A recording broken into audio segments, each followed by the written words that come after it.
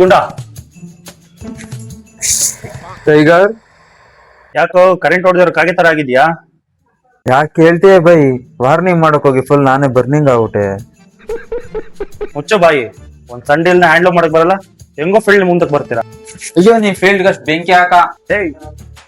ಸಾರಿ ಗುರು, ಸಾರಿ ಗುರು. ಅದಯ್ಯ ನಾವು ನೀವು ಅನ್ಕೊಂಡಂಗಿಲ್ಲ ಬೈ. ಅವ್ನ್ ಕೊಟ್ಟ ಟಾರ್ಚರ್ಗೆ 3 ಕ್ವಾರ್ಟರ್ ಕುಡಿದ್ ನೆಸನೇ ಇರಲಿಲ್ಲ ಗೊತ್ತಾ ಬೈ ನಿಮ್ಗೆ? ಗುಂಡ್ರು ಗೋಬಿ ತರ ಇರೋ ನನ್ನ ಗುರುಜಿ ಮಾವಟ ಬೈ. ಸಾಕು ನಿಲ್ಸಲಿ. ಆ ತಿಕ್ಕಲು ನನ್ ಮಗನಿಗೆ ಬಿಲ್ಡಪ್ ಕೊಡೋ ಬದಲು ಏನಾಯ್ತು ಅಂತ ಮೊದ್ಲು ಬೊಗ್ಳು.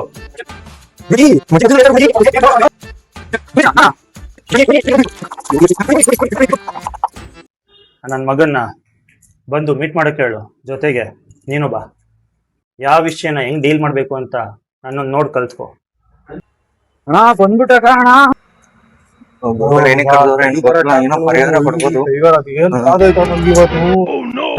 ಬಂದ್ಬಿಟ್ಟು ಏನೋ ಮಾತಾಡ್ರೆ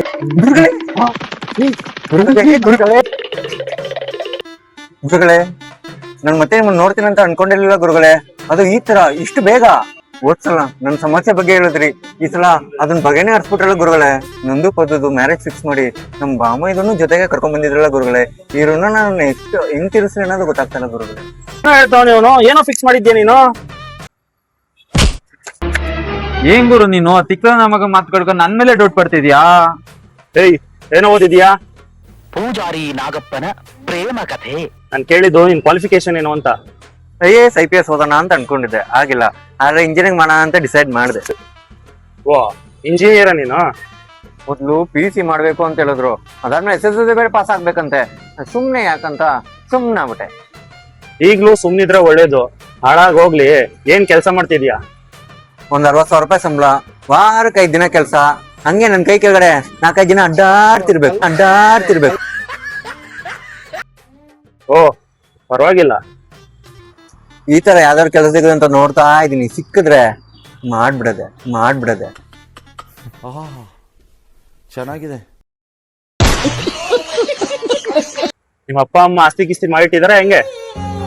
ನಮ್ಮಪ್ಪ ಅಮ್ಮ ಯಾವಾಗ್ಲೂ ಹೇಳ್ತಾರು, ಬೆಳೆ ಕಟ್ಟಕ್ಕಾಗ್ದಿರೋ ಆಸ್ತಿ ನೀನೇ ಮಗನೇ ಅಂತ ಆಸ್ತಿನ ಪದ್ದುಗೋಸ್ಕರ ಇವತ್ತು ಬಿಟ್ಕೊಡಕ್ ರೆಡಿ ಆಗಿದ್ದಾರೆ. ಸಾಕು ಮುಚ್ಚೋ. ನಾನು ಇಲ್ಲಿ ಮದುವೆ ವಿಚಾರ ಮಾತಾಡಕ್ ಕರ್ಸಿಲ್ಲ. ನನ್ಗೆ ಇಷ್ಟ ಆಗಿರೋ ಒಬ್ಬ ಹುಡುಗನ್ನ ಮೀಟ್ ಮಾಡ್ಸಕ್ ಕರ್ಸಿದೀನಿ.